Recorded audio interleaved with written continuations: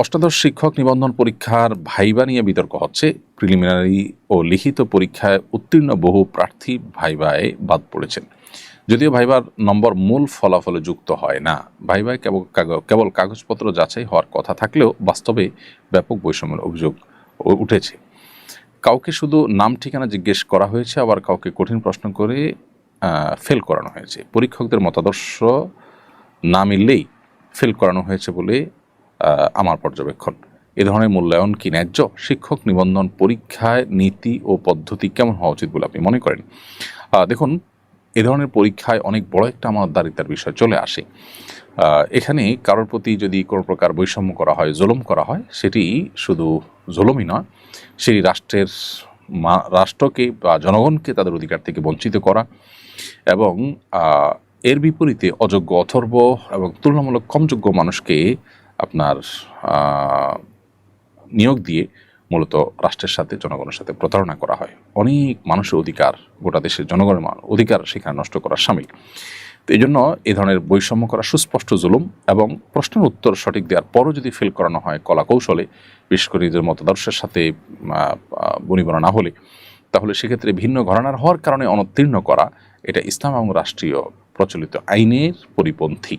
বিধায় এ ধরনের কর্মকাণ্ড বন্ধ হওয়া উচিত। প্রায় সময় এ ধরনের অভিযোগ ওঠে। আমি জানি না এই অভিযোগগুলোকে কতটা আমলে নেওয়া হয়। আন্দোলন করতে করতে যদি একেবারে বাধ্য করা না হয়, তাহলে পারতপক্ষে এ ধরনের অভিযোগগুলো নিয়ে কর্তৃপক্ষকে সেরকম কোনো ভূমিকা রাখতে সচরাচর দেখা যায় না। নতুন বাংলাদেশে অন্তত এই জিনিসগুলো একেবারে দুঃখজনক এবং দুর্ভাগ্যজনক। আমিও ব্যক্তিগতভাবে এরকম কিছু ভাইকে জানি যারা এই ধরনের বিভিন্ন পরীক্ষা অংশগ্রহণ করেছেন। এতটা যোগ্য, এতটা মেধাবী, তাদের পরীক্ষার ফলাফল এতটা ভালো এবং মানুষ হিসেবে তারা এতটা ভালো যে তারা এই ধরনের পদে যাচ্ছেন। এটাই একটা সারপ্রাইজিং বিষয় যে এরকম পদের জন্য তারা আবেদন করেছেন, অথচ তাদেরকে পর্যন্ত বাদ দেওয়া হয়েছে। এরকম ঘটনা আমিও জানি। খুবই দুর্ভাগ্যজনক এই বিষয়গুলো। অতএব বৈষম্যের কারণে যাদেরকে চাকরি থেকে বঞ্চিত করা হবে, এটা তাদেরকে বঞ্চিত করার মাধ্যমে শুধু তাদেরকে বঞ্চিত করা হয় না, যে প্রতিষ্ঠানের জন্য নিয়োগ দেওয়া হয়েছে সেই প্রতিষ্ঠানের শিক্ষার্থীদেরকে বঞ্চিত করা হয়, অযোগ্যদেরকে নির্বাচন করার মধ্য দিয়ে। অতএব এই বিষয়গুলোকে দেখা উচিত খতিয়ে ভালো করে। মোহাম্মদ শিহাব ফরাজি আপনি লিখেছেন, ওমরার সময় সাই শেষ করে আমি যখন চুলে ব্লেড মারতে গিয়েছিলাম, তখন আমার মাথার চামড়া একটু কেটে রক্ত বের হয়েছে। এই জন্য কি আমার উপর দম ফরজ হয়েছে? না, আপনার ব্লিডিংয়ের কারণে দম আবশ্যক হয় না।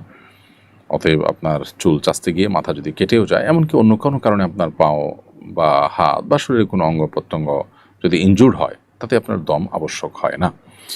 একজন নারী তার মৃত্যু পথযাত্রী স্বামীকে কিডনি দান করে জীবন বাঁচিয়েছেন, অথচ অসুস্থ হওয়ার পর সেই স্বামী পরকীয়া লিপ্ত হয়েছেন। এমন অকৃতজ্ঞতা, অবিশ্বাস এবং বৈবাহিক বিশ্বাসভঙ্গ ইসলামের দৃষ্টিতে কীভাবে দেখা হয়? একজন স্ত্রী এই ধরনের আচরণের শিকার হলে শরীরের দৃষ্টিতে তার জন্য করণীয় কী? খুবই দুর্ভাগ্যজনক একটি বিষয়।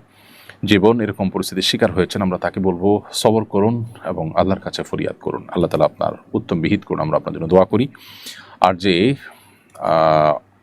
আপনার যে অকৃতজ্ঞ এবং যে পাষাণ স্বামী এ ধরনের কর্মকাণ্ড করেছে, যেই স্ত্রী নিজের জীবন বাজি রেখে স্বামীর জীবনকে রক্ষা করেছেন, সেই স্ত্রীর প্রতি ভালোবাসা, শ্রদ্ধা সারা জীবন যেখানে নিবেদন করা দরকার, সেটা না করে তিনি পরকীয়া লিপ্ত হয়ে রীতিমতো নিজে সবচাইতে অকৃতজ্ঞ মানুষের পরিচয় তিনি দিয়েছেন। আল্লাহ তাআলা অকৃতজ্ঞদেরকে কঠিন শাস্তির কথা কিন্তু ঘোষণা দিয়েছেন কোরআনে কারিমে। আর পরকীয়া এমনিতে আল্লাহর জমিনের সবচেয়ে জঘন্য অপরাধগুলোর মধ্যে থেকে একটি, যে অপরাধের সবচেয়ে কঠোর শাস্তির কথা বলেছে ইসলামী জীবন দর্শন বা ইসলামের বিধিবিধান, এটি তার একটি। অতএব ইসলামের দণ্ডবিধিতে সবচেয়ে জঘন্য শাস্তি কথা রয়েছে যে অপরাধের কারণে সেই অপরাধে তিনি লিপ্ত হয়েছেন। তার উচিত এখনও তওবা করা, তওবা করে ফিরে আসা। এই নারী, তার স্ত্রী যিনি তার নিজের কিডনি দিয়ে স্বামীর জীবন বাঁচিয়েছেন, তার বদদোয়াই তাকে ধ্বংস করে দিতে পারে। সাময়িক সে হয়তো আনন্দ ফুর্তির মধ্যে আছে, কিন্তু অচিরেই তাকে স্পর্শ করবে তার এই কর্মের করুণ পরিণতি। আমরা আশা করব তার সম্বিত ফিরে আসবে। আর বোনকে বলবো, আপনি ধৈর্য ধারণ করুন। পৃথিবীতে কেউ কাউকে আসলে ঠকাতে পারে না, যে ঠকায় সে নিজেই ঠকে যায়। আল্লাহর কাছে আপনি কড়াই গণ্ডায় সব কিছু বুঝে পাবেন ইনশাআল্লাহ তাআলা।